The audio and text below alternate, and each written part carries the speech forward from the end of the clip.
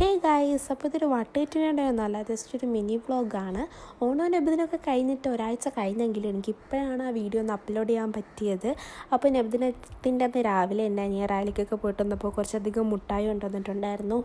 ജ്യൂസും ബിസ്ക്കറ്റും ലഡുവും പിന്നെ പൊതിയിൽ ബറോട്ടയും ചിക്കൻ കറിയൊക്കെ കൊണ്ടുവന്നിട്ടുണ്ടായിരുന്നു. അങ്ങനെ അത് രാവിലെ ബറോട്ടയും ചിക്കൻ കറി കഴിച്ചിട്ട് നേരെ എൻ്റെ ഉമ്മയുടെ വീട്ടിൽ പോയിട്ടുണ്ടായിരുന്നു. അപ്പോൾ അവിടെ നിന്ന് പള്ളിയിൽ നിന്ന് ബിരിയാണി കിട്ടിയിട്ടുണ്ടായിരുന്നു, ബീഫ് ബിരിയാണി. അങ്ങനെ ഉച്ചയ്ക്ക് ഈ ചമ്മന്തിയും അച്ചാറും കൂട്ടി അടിപൊളിയായിട്ട് ആ ബിരിയാണി അയച്ചു. പിന്നെ പിറ്റേന്ന് നമ്മൾ ജസ്റ്റ് എല്ലാവരുമായിട്ടൊന്ന് ഓണം ആഘോഷിച്ചായിരുന്നു. നമ്മൾ എല്ലാവരും അത്തപ്പൂക്കളൊക്കെ ഇട്ട് കുറച്ചധികം ഓണക്കളികളൊക്കെ കളിച്ച് അങ്ങനെ സെറ്റാക്കിയിട്ട് പിന്നെ നമ്മൾ ഓണത്തിൻ്റെ മെയിനെന്ന് വെച്ചാൽ സദ്യയാണ്. അങ്ങനെ സദ്യ അടിപൊളിയായിരുന്നു, എല്ലാ കറികളുമായിട്ട് അടിപൊളിയായിട്ട് കഴിച്ചു. പിന്നെ നമുക്ക് 2 തരം പായസം ഉണ്ടായിരുന്നു. അടപ്പായസം ഉണ്ടായിരുന്നു.